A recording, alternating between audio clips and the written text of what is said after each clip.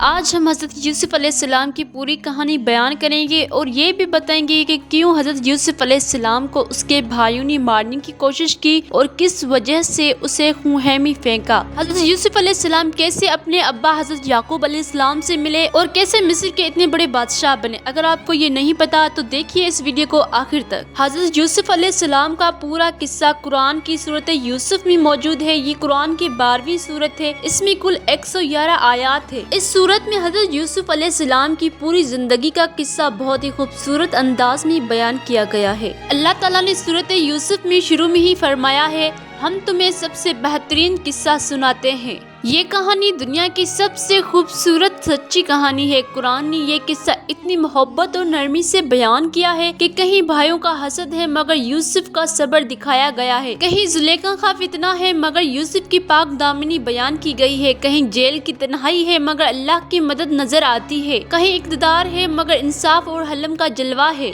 آخر میں جب بھائی شرمندہ ہوئے تو یوسف علیہ السلام نے انتقام نہ لیا بلکہ کہا، آج تم پر کوئی الزام نہیں، اللہ تمہیں معاف کرے، وہی سب سے زیادہ رحم کرنے والا ہے۔ دوسری صورت میں انبیاء کے قصے تھوڑے تھوڑے ذکر ہوتے ہیں مگر یوسف علیہ السلام کا واقعہ مکمل ایک ہی جگہ بیان کیا گیا ہے۔ اس سے پتہ چلتا ہے کہ یہ قصہ صرف کہانی نہیں بلکہ صبر، پاک دامنی، معافی اور اللہ پر بھروسہ کا عظیم سبق ہے۔ حضرت یوسف علیہ السلام حضرت یعقوب علیہ السلام کے بیٹے تھے۔ حضرت یعقوب علیہ السلام حضرت اسحاق علیہ السلام کے بیٹے اور حضرت ابراہیم علیہ السلام کے پوتے تھے۔ اس طرح حضرت یوسف علیہ السلام بڑے جلیل القدر نبی کے خاندان سے تعلق رکھتے تھے۔ حضرت یعقوب علیہ السلام کے 12 بیٹے تھے جن میں حضرت یوسف علیہ السلام اور ان کے چھوٹے بھائی بنیامین سب سے زیادہ پیارے تھے۔ ان کی والدہ کا نام راحیل تھا۔ یعقوب علیہ السلام اپنے بیٹے یوسف کو بہت چاہتے تھے کیونکہ یوسف علیہ السلام نہایت حسین، نرم دل اور نیک طبیعت والے تھے۔ ان کی شکل صورت اتنی خوبصورت تھی کہ لوگ کہا کرتے تھے کہ آدھی دنیا کی خوبصورتی حضرت یوسف علیہ السلام کو دی گئی ہے۔ ایک دن حضرت یوسف علیہ السلام نے ایک خواب دیکھا۔ انہوں نے دیکھا کہ 11 ستارے، سورج اور چاند سب انہیں سجدہ کر رہے ہیں۔ انہوں نے یہ خواب اپنے والد حضرت یعقوب علیہ السلام کو بتایا۔ والد سمجھ گئے کہ یہ بچہ اللہ کا خاص بندہ بنے گا اور ایک دن اس کی شان بہت بڑی ہوگی۔ انہوں نے کہا، بیٹا یہ خواب اپنے بھائیوں کو نہ سنانا ورنہ وہ حسد کریں گے۔ حضرت یوسف علیہ السلام کے بھائی پہلے ہی ان سے جلتے تھے کیونکہ یعقوب علیہ السلام انہیں زیادہ چاہتے تھے۔ بھائیوں نے آپس میں مشورہ کیا کہ یوسف کو ختم کر دو تاکہ ابا کا پیار ہمیں ملے۔ کچھ بھائیوں نے کہا کہ قتل نہ کرو بلکہ اسے کسی کنویں میں ڈال دو تاکہ کوئی قافلہ آئے اور اسے اپنے ساتھ لے جائے۔ آخرکار وہ سب بھائی اسی بات پر راضی ہوئے۔ سب بھائیوں نے مل کر اپنے ابا حضرت یعقوب علیہ السلام سے کہا کہ ابا یوسف کو ہمارے ساتھ جنگل میں بھیج دو تاکہ وہ بھی کھیل خود کرے۔ یعقوب علیہ السلام پہلے نہ مانے کیونکہ وہ جانتے تھے کہ بھائی یوسف سے جلتے ہیں، لیکن بھائیوں نے بہت وعدے کیے کہ ہم ان کی حفاظت کریں گے۔ آخرکار حضرت یوسف علیہ السلام کو بھیج دیا گیا۔ بھائی انہیں لے گئے اور جنگل میں جا کر انہیں ایک گہرے کنویں میں ڈال دیا۔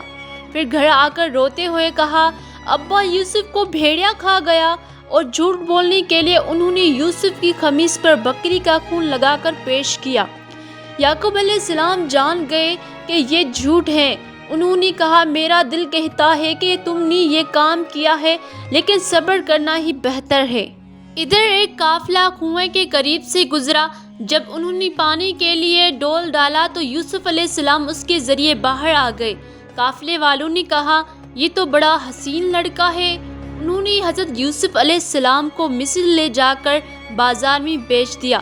مصر کے بادشاہ کے وزیر خزانہ عزیز مصر، قرآن میں عزیز کہا گیا ہے۔ عزیز نے حضرت یوسف علیہ السلام کو خرید لیا اور اپنی بیوی زلیخا کے حوالے کر دیا۔ اس نے کہا، اسے اچھا رکھو، ہو سکتا ہے یہ ہمارے لیے بیٹا بن جائے۔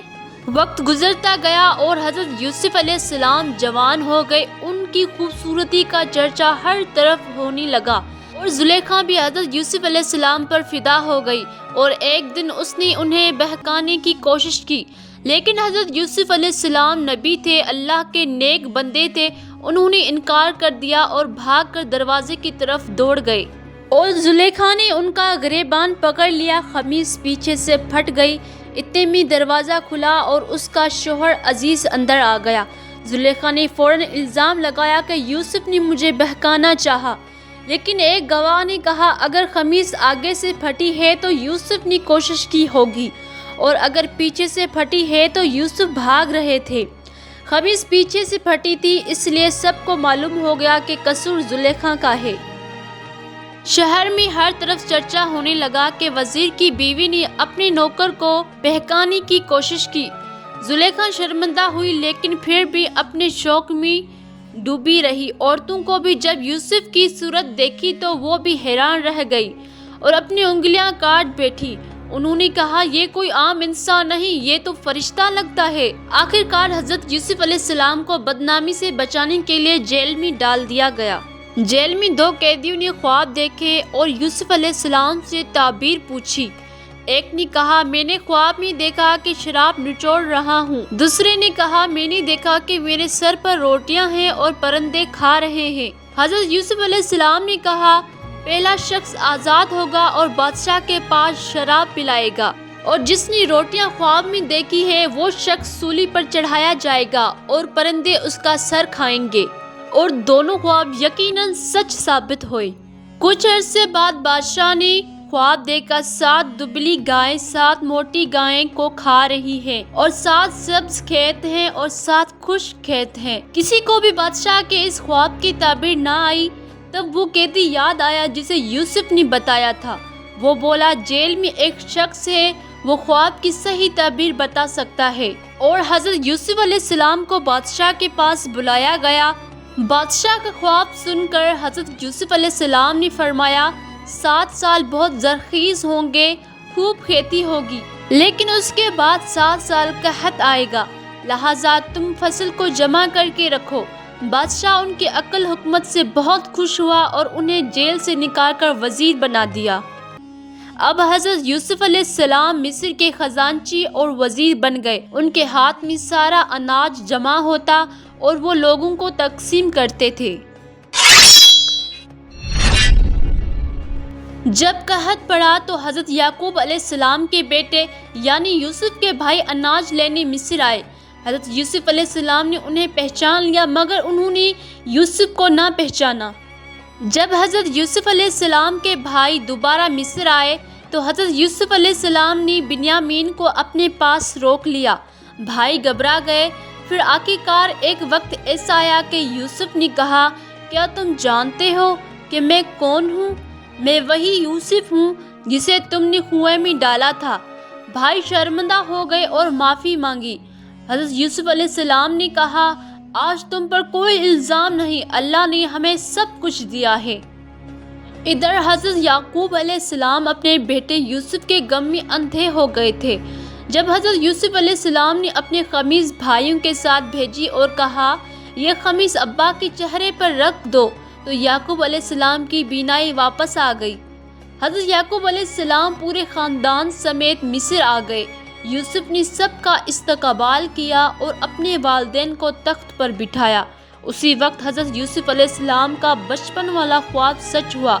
سورج یعنی باپ، چاند یعنی ماں اور 11 ستارے یعنی بھائی انہیں سجدہ کر رہے ہیں۔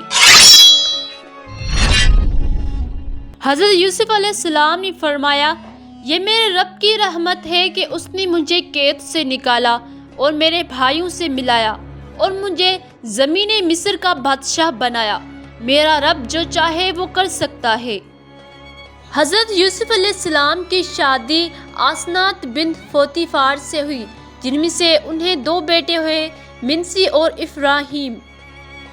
اور حضرت یوسف علیہ السلام کے عشق میں بی بی زلیخا نابینا ہو گئی تھی اور بوڑھی ہو گئی تھی، لیکن اللہ تعالیٰ نے بی بی زلیخا کو کیسے بھی کر کے حضرت یوسف علیہ السلام سے ملایا، اور حضرت یوسف علیہ السلام کی دعا سے بی بی زلیخا کو اس کی جوانی واپس دی۔ بعد میں حضرت یوسف علیہ السلام نے بی بی زلیخا سے نکاح کیا۔